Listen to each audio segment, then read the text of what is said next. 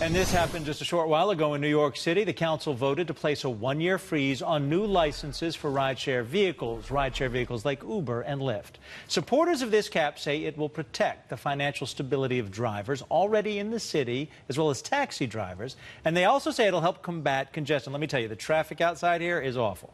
So joining us to discuss this are Jim Conigliaro Jr., founder of the Independent Drivers Guild. And back with us is Liz Peek. Jim, let me start with you first. Sure. Does this really protect drivers? Because it also, they're going to consider raising the minimum wage for drivers. Wouldn't it be better to let the drivers organize? If you're an Uber driver or a Lyft driver, you can organize in a union, and then you can strike, or you can put pressure on Uber or Lyft to pay you more. But now we have the city council picking winners and losers. Well, I mean, where do you stand on this? So here's the thing. Unfortunately, under federal laws right now, drivers cannot unionize because they're independent contractor status. Okay. So what we've done is we've brought them together as an organization to fight for fair regulations to allow them to make a minimum wage.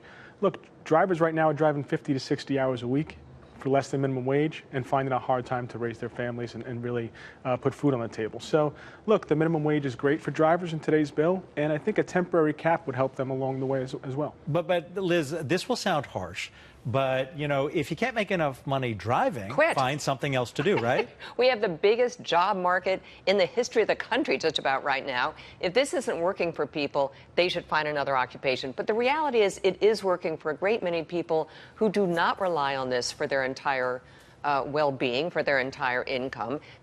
What makes me crazy about this is that there is actually something to be said for the so-called gig economy. This is very good for people who are taking night classes and they want to earn some money during the day, or mothers who have 4 hours a day when their kids are in school that they could work, right? I mean, that's kind of what the whole concept is.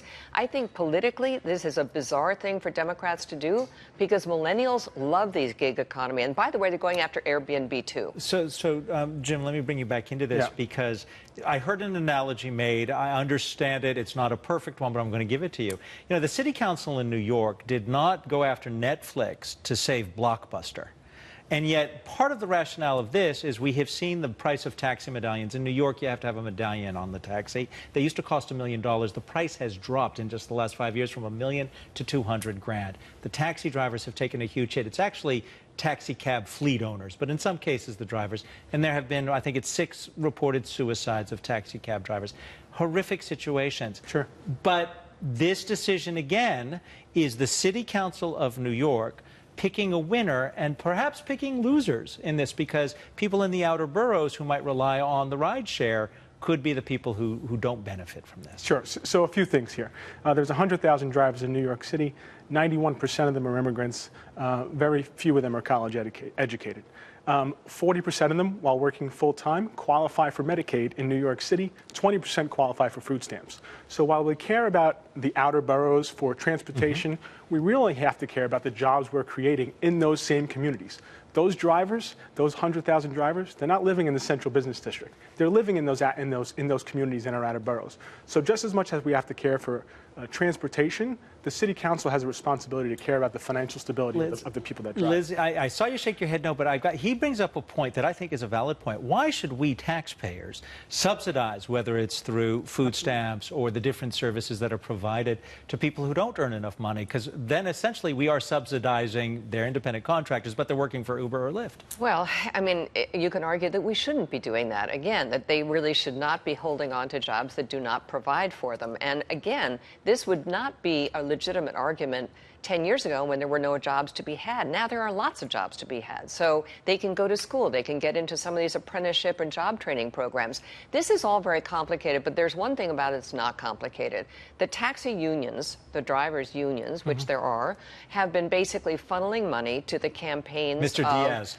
The council member who sponsored the legislation, who refuses, he called it fake news. He was asked at the press conference today, you got 15 grand from the taxi fleet owners and the drivers. Well, and de Blasio is said to have gotten over $500,000 for his initial run for mayor. So, I mean, unfortunately, there is always money at play. And I have to say, the only part of this argument that really sort of does strike a chord is these guys who have these medallions that have plummeted in value. I think that is tragic. Yeah. But the answer is that is kind of what happens in private commerce. And they have been, like so many store owners across the country, basically toppled by the internet economy and by changes coming from that. Nobody bailed out my aunt and uncle, and they lost Yeah, a bundle I mean, on YCAT. That's a computer hundreds of company those from a million people. years ago. Jim, I want to give you the last word because you're a guest here and you're new to this. What is it people should understand about this?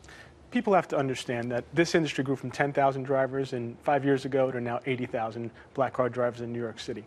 And we can't continue to flood the markets in New York City without allowing the drivers to make a living wage. City Council had a responsibility to look out for their drivers and the working community, and they did that today.